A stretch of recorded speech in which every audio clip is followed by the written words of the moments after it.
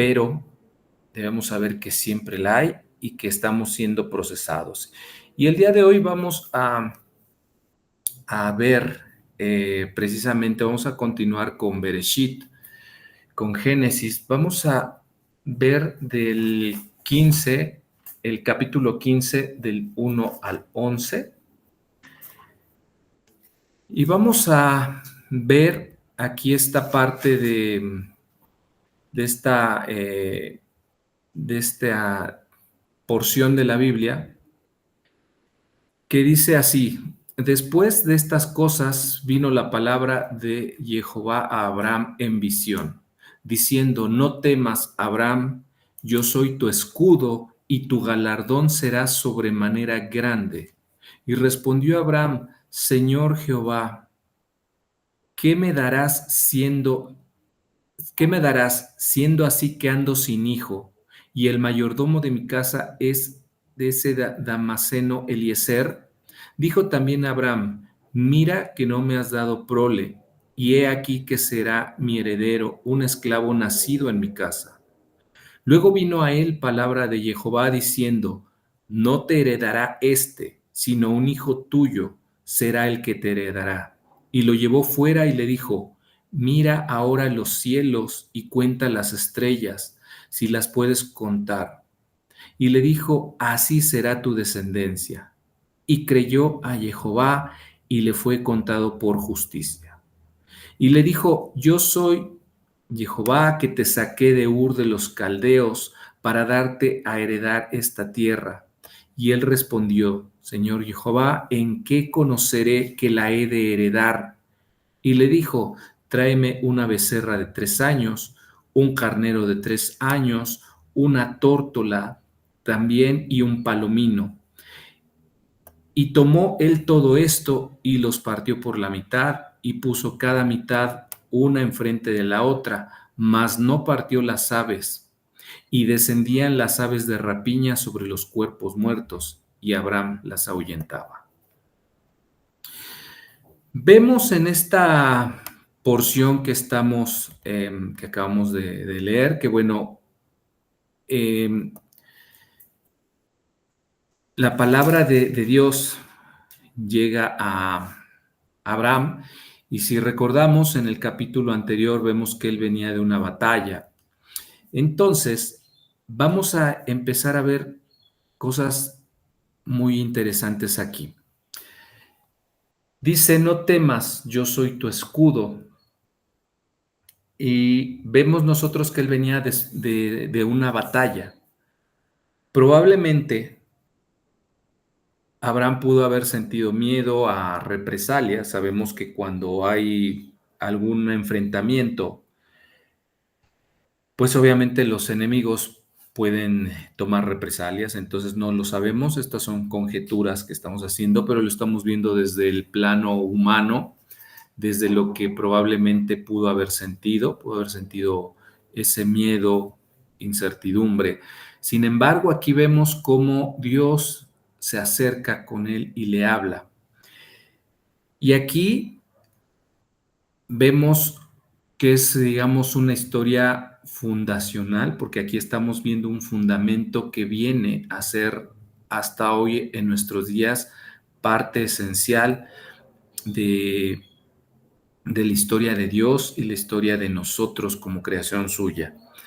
Entonces aquí le dice que Él es el escudo, y así hay que verlo nosotros cuando andemos en el desierto. Hace ratito ese canto que puse al último, el proceso, habla del desierto, y sabemos nosotros de esa historia cuando el pueblo de Israel andaba en el desierto vagando, pero Dios estaba con ellos en forma de columna de nube, columna de fuego por la noche, para guiarlos y para protegerlos. Entonces, desde siempre, Dios ha estado como un escudo protector para todos los que son sus hijos, para todos los que creen en Él.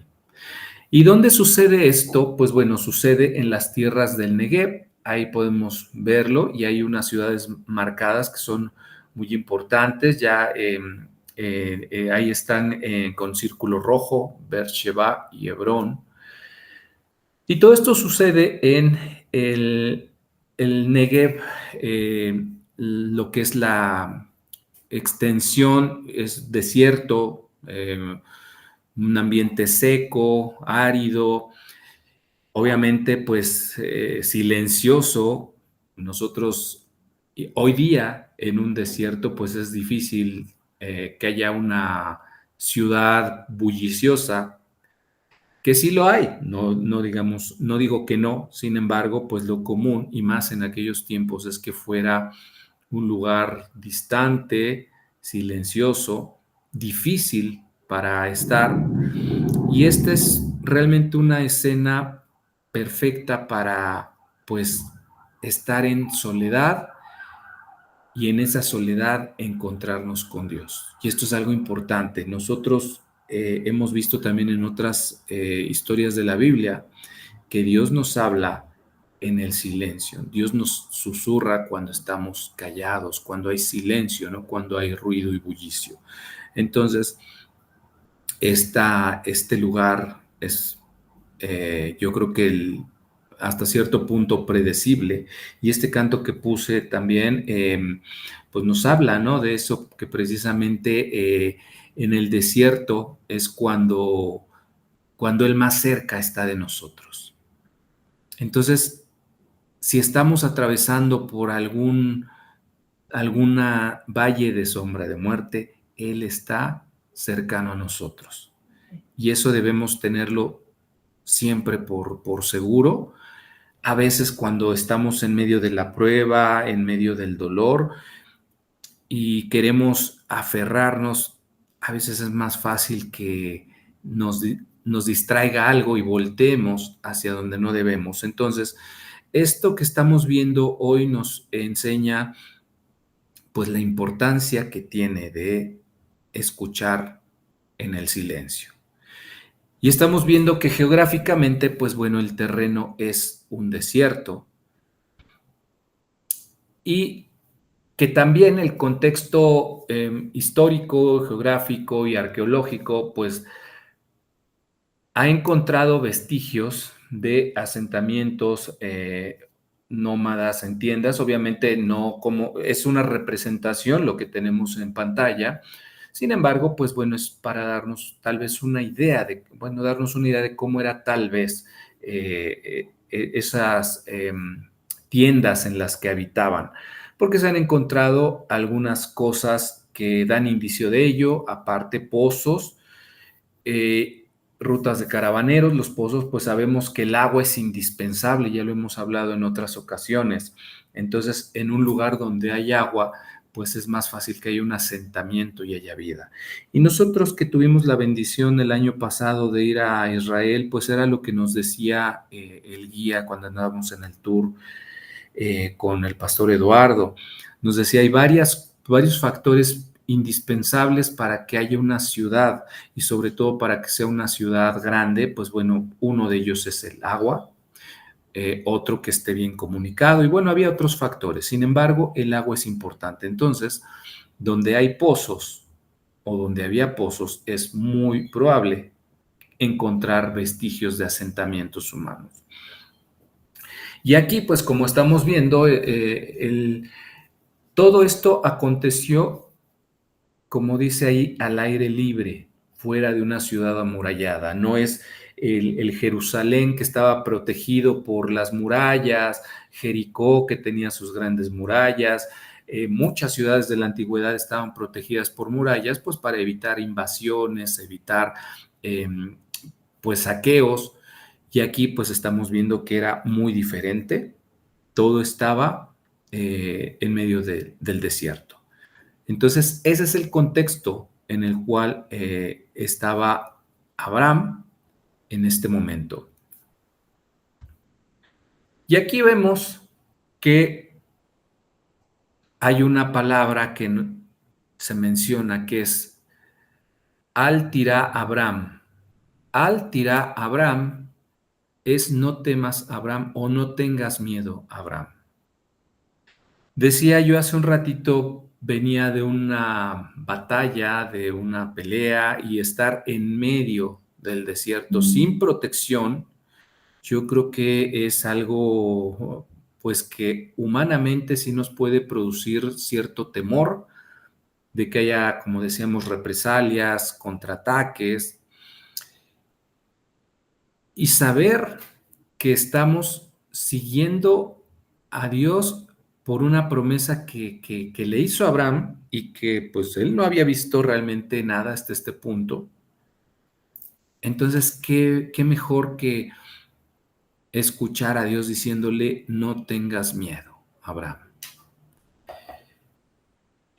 Y esta palabra, como vemos en pantalla, proviene de yará, que significa temer profundamente o sobresaltarse por lo desconocido. Y vuelvo y repito, Abraham iba sobre algo desconocido, a una tierra que Dios le iba a mostrar, pero él no la conocía, no se la había mostrado, no, para él era completamente desconocido. Entonces, bien, aplica este término, sobresaltarse por lo desconocido. Entonces vemos que en este pasaje, en esta historia, Dios comienza resolviendo el miedo interno de Abraham. Y eso es importante. Es importante nosotros entender en nuestra vida que Dios, antes del pacto externo, sana el corazón interno. Es decir, antes de resolver las cosas afuera, debemos resolver las cosas dentro. Y esa es algo que yo lo he compartido, lo he platicado en otras formas, que un pastor siempre nos decía que generalmente nos dicen mente, cuerpo y alma, pero debería ser al revés, alma, cuerpo y mente, porque si desde adentro estamos bien, nuestra mente está bien y nuestro cuerpo está bien. Entonces, aquí vemos que Dios va primero a los miedos de Abraham para que él tenga confianza, para que él no tema y que sepa que Dios está con él. Entonces, repito, antes del pacto externo, Dios sana el corazón internamente. ¿Y cómo le da confianza? Pues precisamente diciéndole Anjoli Magen Lach, yo personalmente soy tu escudo.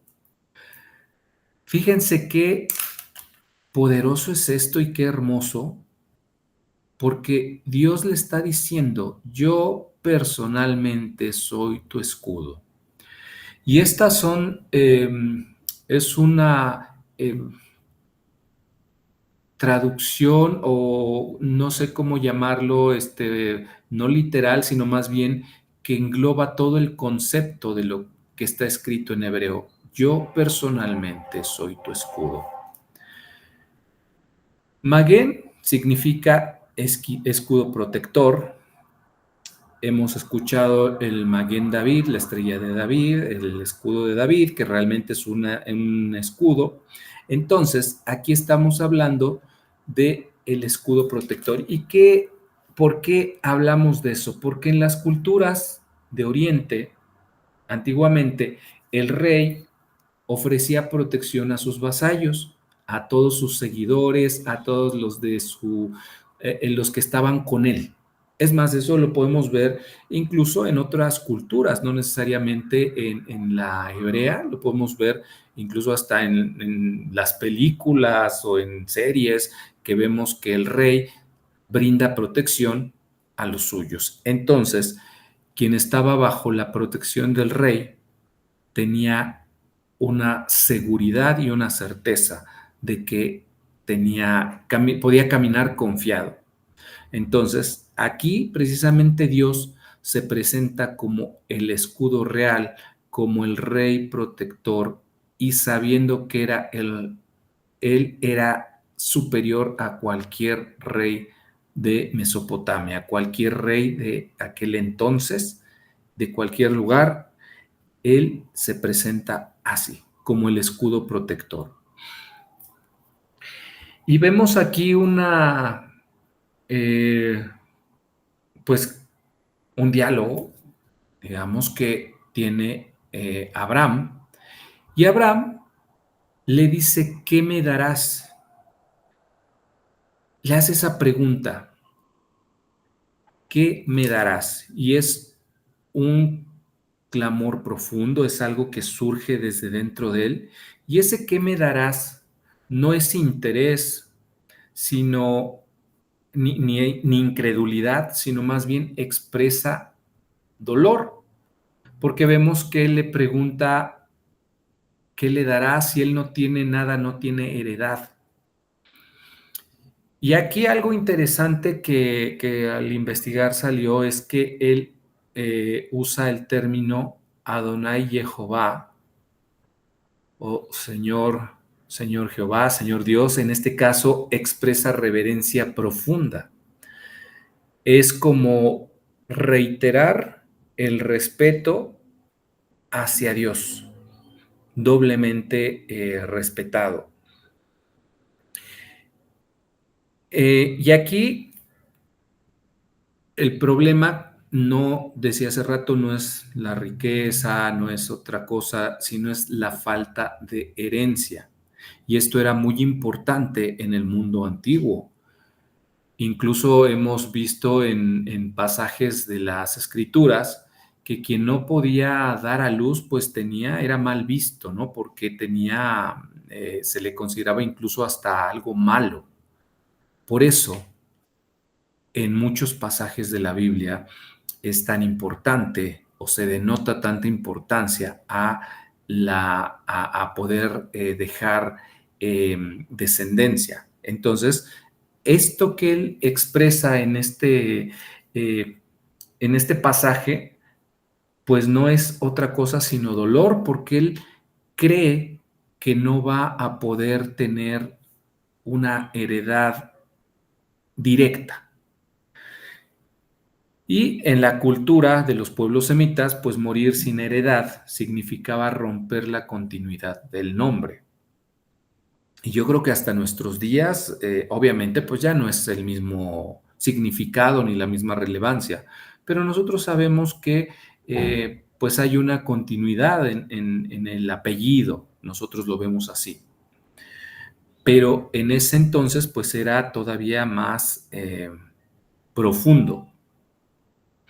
Era precisamente romper la continuidad de un nombre. Y eso es interesante porque nosotros todavía vemos en el nuevo pacto que todavía se nombran nombres de muchos personajes, patriarcas, de muchas personas que eh, participaron en el antiguo pacto. ¿Por qué?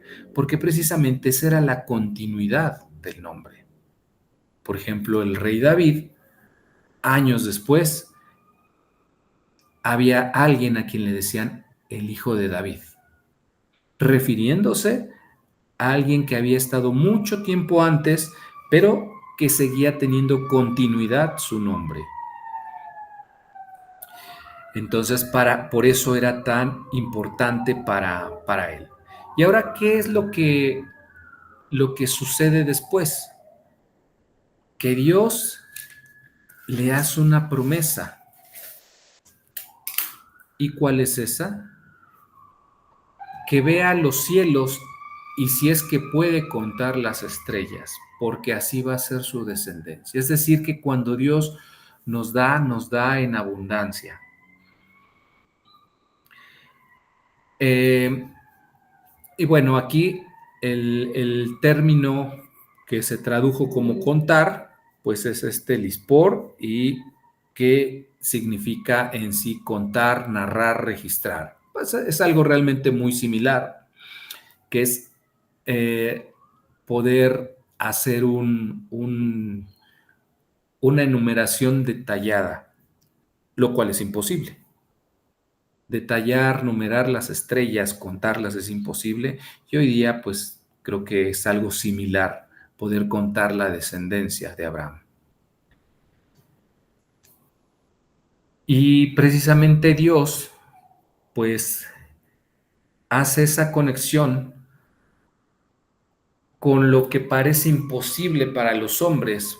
Para Dios todo es posible. Y las escrituras nos lo confirman una y otra vez. Y nosotros hemos visto cosas grandes que solamente pueden provenir de Dios. A veces pensamos en las coincidencias, hay quien cree en el destino y que ya estaba marcado, pero realmente sabemos que Dios tiene el poder de hacer cosas que para nosotros serían imposibles. ¿Y por qué hace esa referencia? Luego también nos preguntamos, y yo lo comento, yo llevo muchos años, les comentaba que yo nací en un hogar cristiano y pues bueno, había cosas que yo no entendía, ¿no? ¿Por qué de repente se usaban tales cosas, ¿no? Y yo decía, bueno, ¿por qué contó las estrellas? Ah, bueno, porque pues era el firmamento y hay muchas estrellas, sí, pero también algo importante es que para esas culturas, incluso aquí en nuestros días, culturas que no están en grandes urbes, el firmamento es una guía especial para ellos, importante, porque por medio de las estrellas se pueden ubicar, por medio de dónde están los astros, la luna, pueden saber en qué época del año están, cuándo es mejor sembrar, cuándo es mejor cosechar. Y el pueblo de Israel sabemos que ha sido un pueblo que para quien las estrellas, la luna, el sol han tenido una importancia grande por lo que acabo de comentar. Entonces, pues eso es lo que podemos entender el por qué refuerza que haya sido con el firmamento. Y Abraham, Behemin, va Jehová, y creyó Abraham y se sostuvo firmemente en Jehová. Esto sería la forma en cómo podríamos entender eso y creyó Abraham y se sostuvo firmemente en Jehová, en Dios.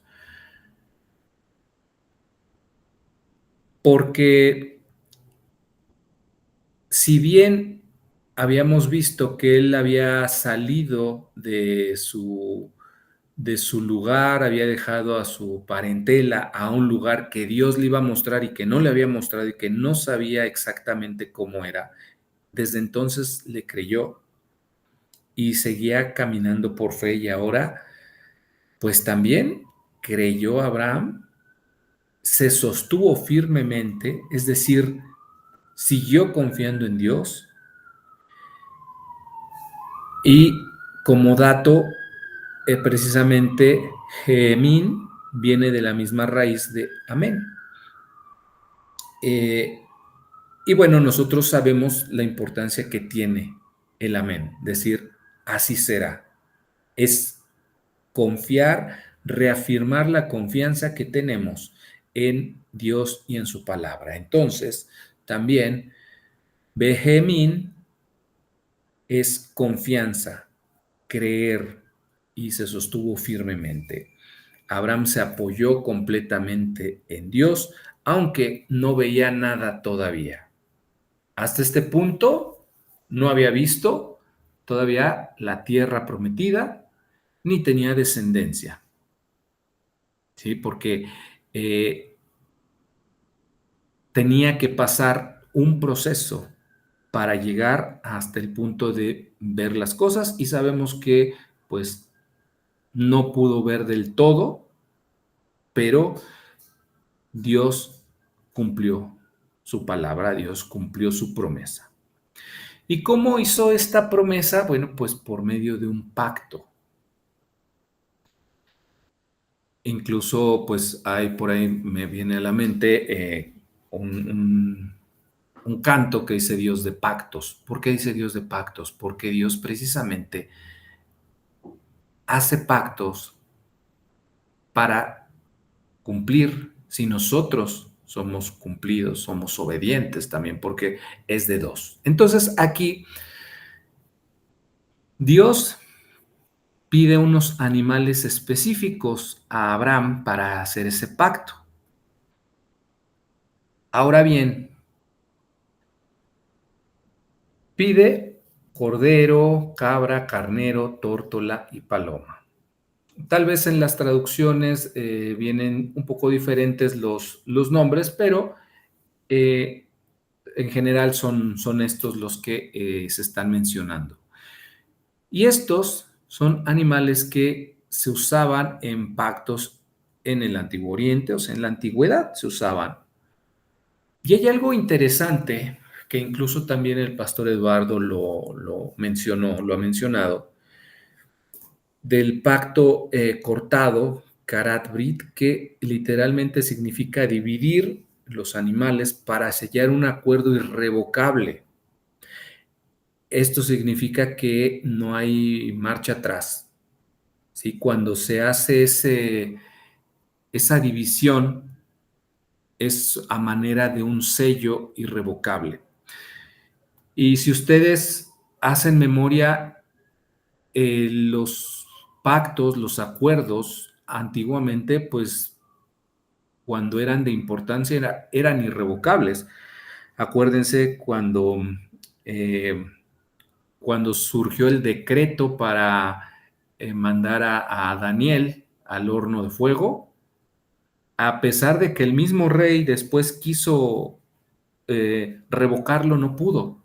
¿Por qué? Porque los pactos, los acuerdos importantes eran irrevocables. Y una manera que había para hacerlo, para sellarlo, recuerden que también en esa historia de Daniel hubo un sello. Entonces se sellaban los pactos. Y aquí, en este momento, el sello que hacía Abraham para este pacto era cumplir con lo que Dios le había mandado. ¿Sí? Él le especifica cómo hacerlo, cómo sellar el pacto.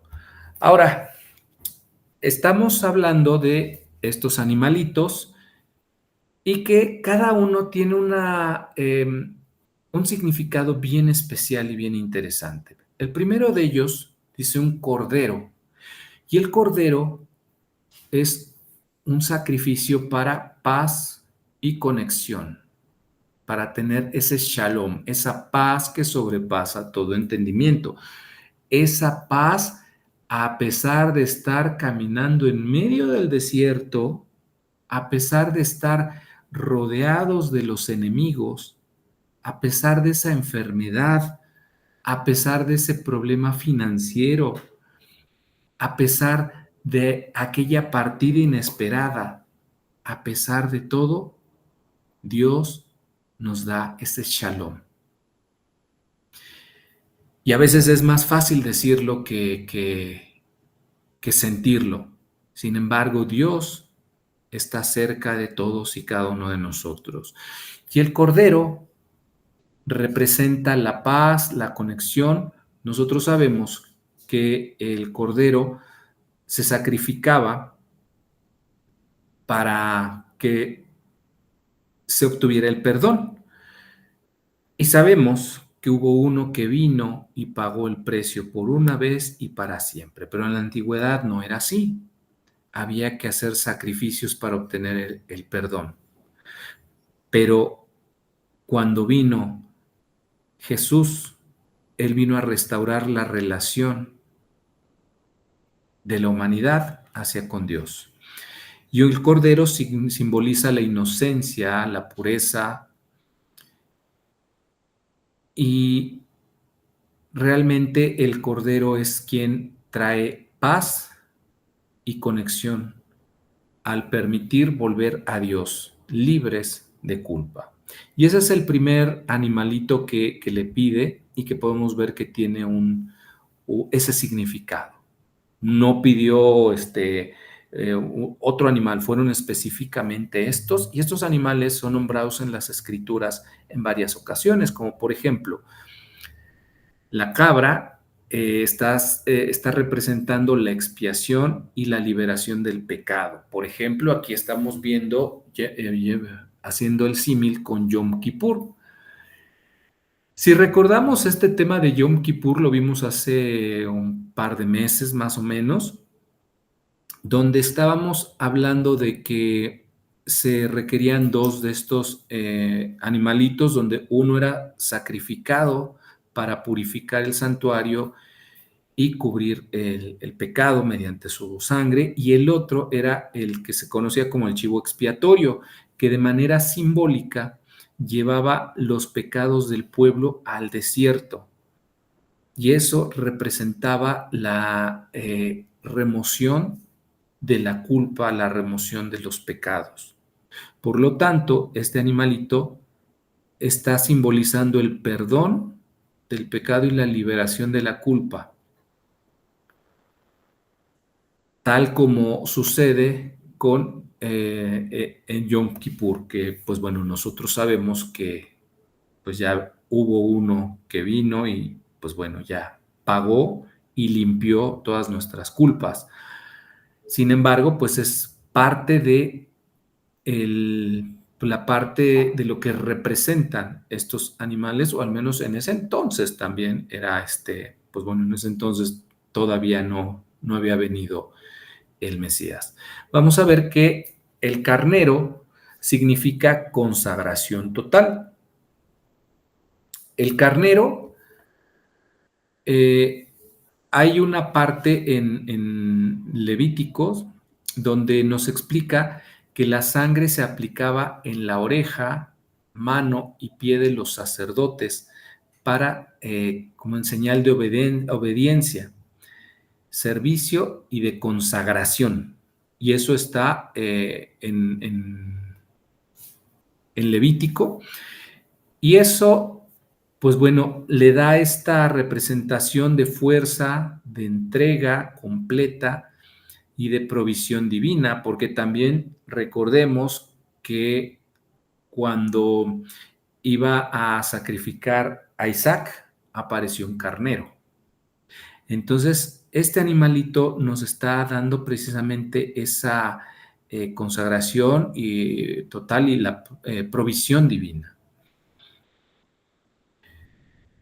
Y por último, tenemos la tórtola y la paloma. Y estos, si ven en la lectura, no dice que fueron partidos, como con los anteriores.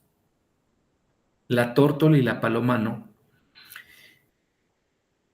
Estas aves, dentro del contexto bíblico, representan pureza, humildad, sencillez, y eran ofrendas que eran aceptadas por Dios, sin importar el estatus, el nivel, eran ofrenda agradable, demostrando que Dios valora el corazón por encima del costo, por encima del precio que haya que pagar.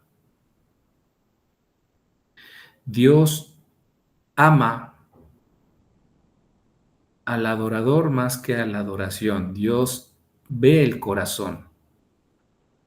Entonces, estos animalitos eran una ofrenda, un aroma agradable a Dios. Y simbolizan también inocencia y la paz, la reconciliación. Por eso nosotros podemos decir que nada en las escrituras es por casualidad, nada es porque, pues por ocurrencia, sino porque todo va hilándose. Si nosotros nada más nos habíamos quedado con el Nuevo Testamento y habíamos dejado de lado el antiguo porque decíamos que no, eso ya es historia, ya pasó, nos estamos quedando con una venda en los ojos porque no estamos entendiendo muchas de las cosas que Dios desde el principio ha tratado de decirle a su pueblo, ha tratado de decirnos a nosotros. Y este pasaje, esta historia cierra con otros animalitos, porque aquí estamos viendo en pantalla cordero, cabra, carnero, tórtola y paloma, pero vemos que el pasaje cierra con otros que no eran precisamente de la ofrenda, sino que estaban para robarse la ofrenda, las aves de rapiña. Y Abraham ahuyenta a las aves de rapiña y el texto dice garash, que son eso que vemos y que significa expulsar con intención. Y esto es importante. No es nada más espantar, expulsar por expulsar, sino hay una intención en esto. ¿Cuál es la intención? No desviarse, no distraerse de el objetivo primordial. ¿Cuál era el objetivo primordial? Sellar el pacto con Dios y cumplir a Dios. Y recuerdo que este tema también nos los compartió el pastor Eduardo. Aquí nosotros nos platicaba precisamente esto y lo traemos a nuestra vida cotidiana. Y vemos que las aves de rapiña son todas esas cosas que nos llevan hacia otro lugar diferente al que debemos ir. Y estas aves de rapiña pueden ser distracciones, temores, inquietudes, ataques espirituales, algo que se manifiesta como interrupciones a nuestra obediencia. Cualquier cosa que nos esté distrayendo puede representar un ave de rapiña. Y no necesariamente un ave de rapiña tiene que ser mala o tiene que ser fea, porque a veces pensamos en aves de rapiña, carroñeros, y pensamos luego en un buitre, una apariencia fea, pero no son los únicos. Hay otros animales que también se alimentan de carne y que no son feos y que no nos producen, no son grotescos, no nos producen cierta eh, aversión. ¿Qué quiere decir esto? Que esas distracciones pueden incluso ser cosas agradables, cosas que queremos y que nos hacen perder nuestra visión hacia dónde debemos ir.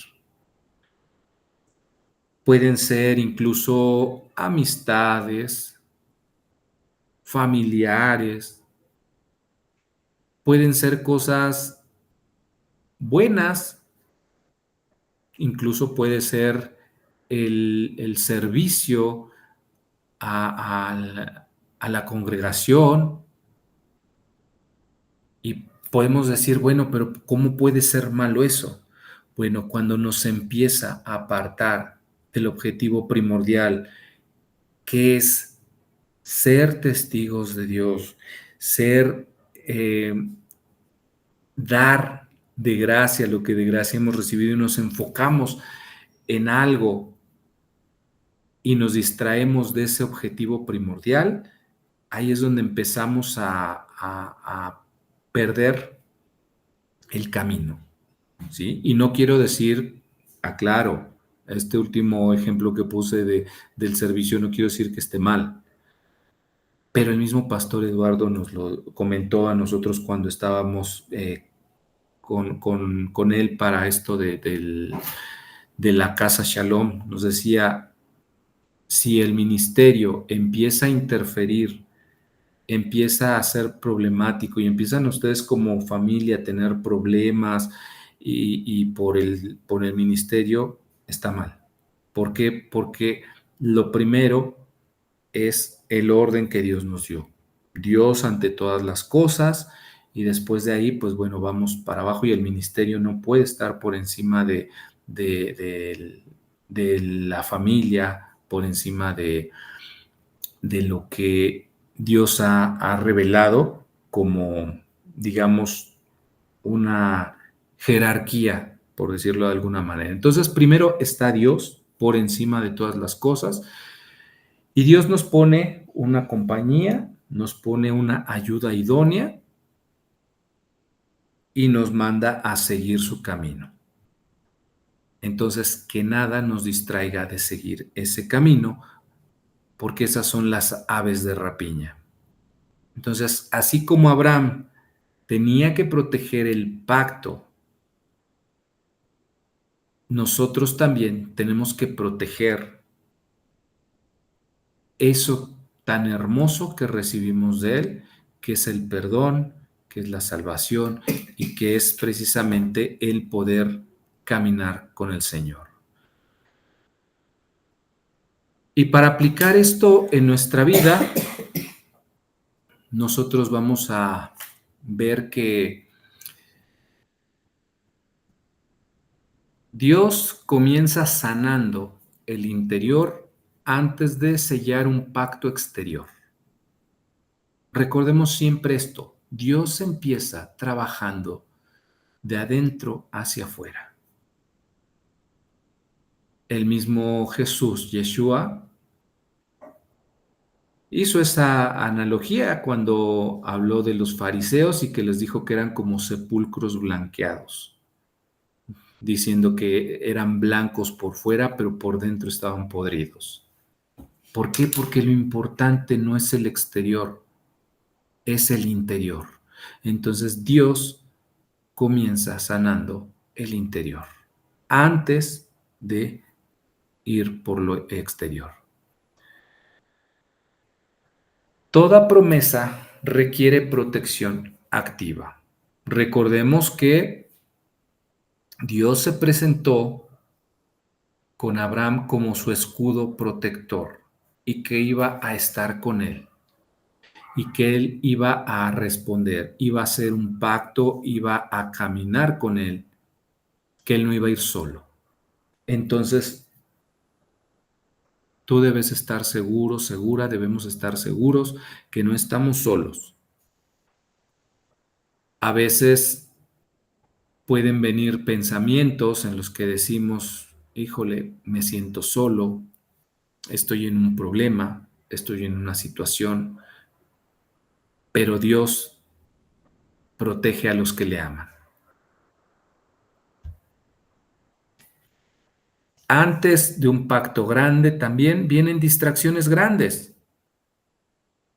Entonces, antes de cualquier cosa, ten la certeza que van a venir situaciones adversas, van a venir situaciones complicadas, van a venir situaciones que intenten alejarnos de lo que tenemos que hacer.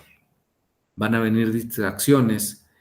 ¿Y qué tenemos que hacer nosotros? Ahuyentar esas aves de rapiña, no distraernos, porque es parte de un proceso. Estamos en medio del desierto porque Dios nos está procesando. O estamos saliendo del desierto porque Dios nos está procesando. O vamos a entrar al desierto porque Dios nos está procesando. Nosotros debemos tener una cosa cierta. O vamos saliendo del desierto, o estamos en medio del desierto, o vamos a entrar al desierto. En alguno de esos tres puntos estamos, pero siempre hay un desierto en el medio. ¿Y qué pasa con ese desierto? Es un proceso que nos está acercando a Dios y el cual debemos aprovechar no para maldecir, no para enojarnos, no para preguntar por qué a mí, sino para aprender, para seguirnos preparando, porque Dios quiere prepararnos en todo momento y es importante entender eso. Como podemos ver, llegamos ahorita hasta la mitad del capítulo 15 y estamos viendo que es un capítulo muy profundo y de los más importantes dentro de las escrituras porque ahí viene parte del fundamento de lo que vendría a ser tiempo después todo lo que conocemos hoy. El pueblo, todo lo que es lo que comentaba hace un ratito, que hay que conocer el antiguo pacto, pues bueno, conocer todos lo que se tenía que hacer, purificación, rituales, y todo, y saber la dimensión de la importancia que tuvo el que Jesús haya venido a pagar el precio. Si nosotros no tenemos este contexto, pues puede ser, ok, sí, lo entiendo, pero hasta ahí nada más, pero no entendemos el trasfondo. Y como nos dice el pastor Eduardo, siempre, siempre, siempre con las escrituras hay que adentrarnos a aguas profundas, hay que ir hasta el fondo para entender de la mejor manera lo que Dios nos quiso decir. Entonces, este capítulo vemos que Dios establece un pacto que es irrevocable, es irreversible. Es el fundamento del pueblo a través de este pacto. Nos da también imágenes poderosas que nos hablan de todo lo que son las escrituras. También nos deja entrever, pues que hay un hilo muy delgado, una línea muy delgada entre el temor, la fe, la promesa, el pacto. A veces es tan fácil distraernos, a veces tan fácil es no creerle a Dios desde el principio y decir, no, eso no lo creo, irnos por otro lado, o ya estamos dentro y distraernos y salirnos. Entonces hay una línea muy delgada entre todo esto. Y esta última creo que es la más importante de la acción espiritual de ahuyentar las aves de rapiña. Y no solamente es espiritual, sino es yo creo que con nuestros actos, porque como lo decía hace un ratito, a veces nos dejamos influenciar, nos dejamos distraer y a partir de ahora yo creo que es importante darnos cuenta que no hay que distraernos. Y como siempre les digo, cuando preparo los temas, cuando los doy, a veces el primero en recibir las pedradas, como decimos, soy yo, porque sé que aún me falta trabajar muchas cosas y me falta esforzarme más en ahuyentar las aves de rapiña. Entonces yo les invito a estar atentos todo el tiempo y seguir sin perder de vista hacia dónde vamos, por qué es que vamos hacia allá y no distraernos. Amén.